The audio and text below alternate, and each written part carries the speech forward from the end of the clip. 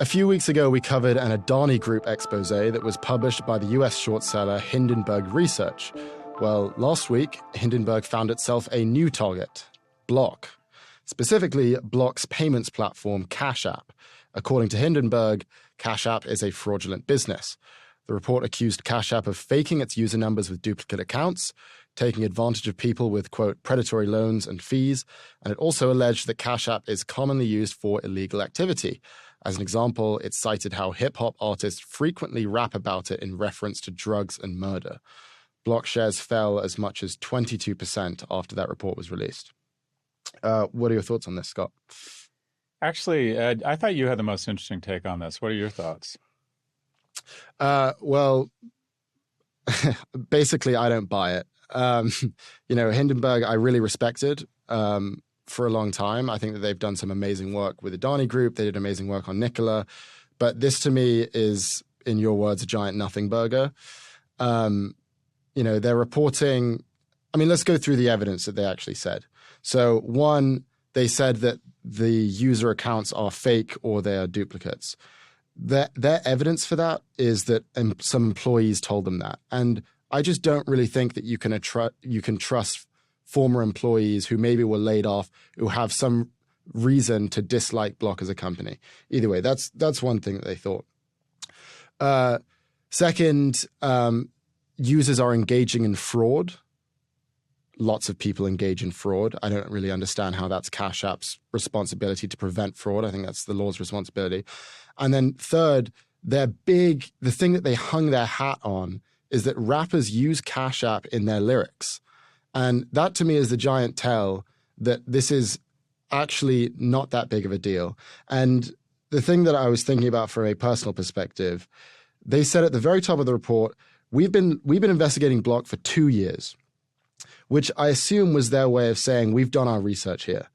From my experience, when I've been writing research papers or doing research for you, and I have a thesis that I want to prove, and I spend too much time trying to prove that thesis, there's a certain point at which I will refuse to accept that my thesis wasn't true. And to me, that's what's probably happened here. They've invested too much in making sure that they can bring this company down. They've invested money. They've shorted the company. They've also invested 2 years of their time and effort and their resources. To me, this actually hurts the credibility of Hindenburg as a serious short seller and investigative firm. Yeah, I think you're right. I think the temptation when you've been as successful as Hindenburg to keep doing what you do. My guess is they have absolutely no problem raising money, even for not even captive capital. But if they call anyone right now and say we have another idea, we're not going to tell you the idea, but we need $1 billion, they're going to raise that money overnight. So this feels like a bridge too far. This feels like, for lack of a better term, that they're reaching. Mm-hmm. And rappers talking about Cash App, I not only don't see that as a negative, it's a positive. It means it's part of the zeitgeist. The fake account stuff, I thought that was a problem. And then as you read further down in the report, the Hindenburg Report, they say, as of now, that loophole has been closed. So I agree with you. I feel like this was a bridge too far. I feel like this is Bill Ackman's Herbalife. It won't play out as painfully for Hindenburg as Herbalife did for Ackman. Take us through what happened with Ackman and Herbalife. Bill Ackman put on a big short position in Herbalife, which is sort of a pyramid sales, household products, and nutrition company where it's sort of like pyramid or they call it multi-level selling.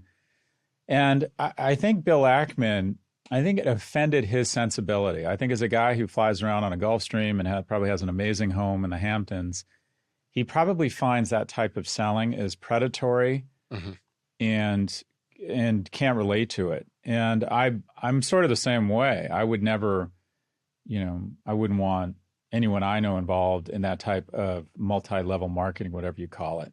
Yep. Yeah, because it does feel like a little bit like a pyramid scheme. But he took a huge short position, and he said things like the arrests are coming, which was probably irresponsible. I don't think anyone there had broken any laws. And because, as activists do, they all hate each other because they all want to be the biggest swinging dick at the Ira Song conference or, have the biggest home in the Hamptons. Carl Icahn weighed in and went long Herbalife and said, "You're full of shit. Maybe it's not your Neiman Marcus or Lululemon shopping day, but this is how a lot of middle America makes money and buys stuff." He went long, and ultimately he was right. Mm-hmm. This feels a little bit like it won't be as painful for Hindenburg, but I don't think anything they've said about Block would connote the kind of like smoking gun that they found at Nikola, much less Adani Group. Yeah. I mean, they point out things with the business that are just, standard. This probably isn't a great business. For example, it's overvalued. It's trading 13 times book value. Meanwhile, PayPal's at 10, and then all these smaller fintech companies like Robinhood and Affirm, they're trading closer to 2. So that's fair. They pointed out that, they're increasingly relying on non-GAAP adjustments. So their GAAP loss, and that's basically their standard accounting loss, was $541 million. And then after the adjustment, they had a non-GAAP profit of $613 million. So that's fair, but so are all these other companies.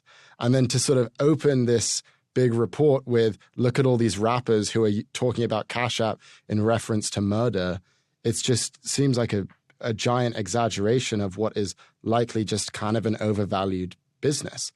So the question that I would pose to you is, when someone like Hindenburg does this, or Ackman makes these claims about Herbalife, and they really go out on a limb to bring that company down, do you think that there should be any level of legal recourse if, in fact, Block can prove that what they said isn't a problem? I mean, I don't even know what there is to prove. It's like, yeah, these rappers did say Cash App in the music video.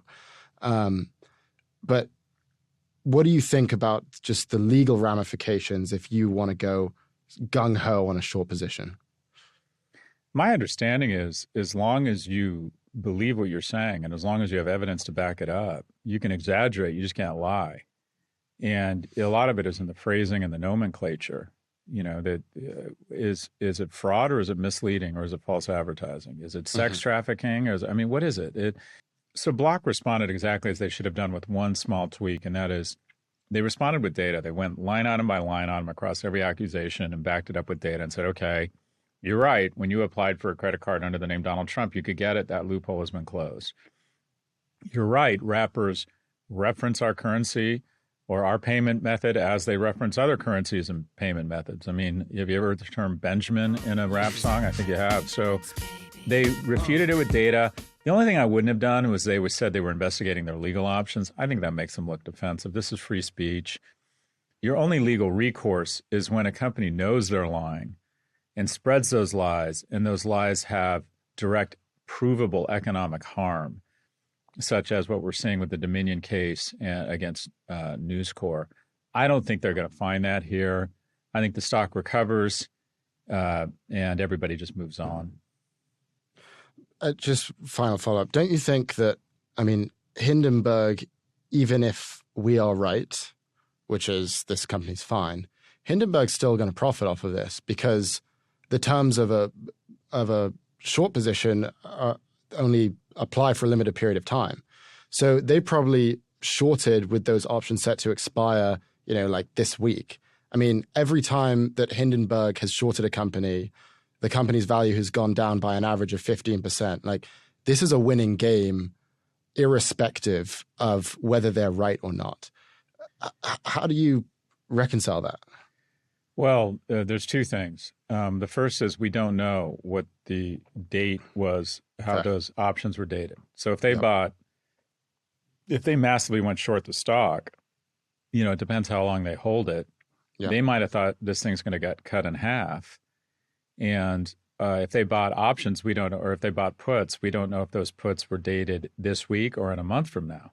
Yeah. So we don't know how much money. If they knew they would be able to hammer the stock for a week, but then it would recover, they could adjust to that in terms of the types of options and the durations on them. We don't know what they bought.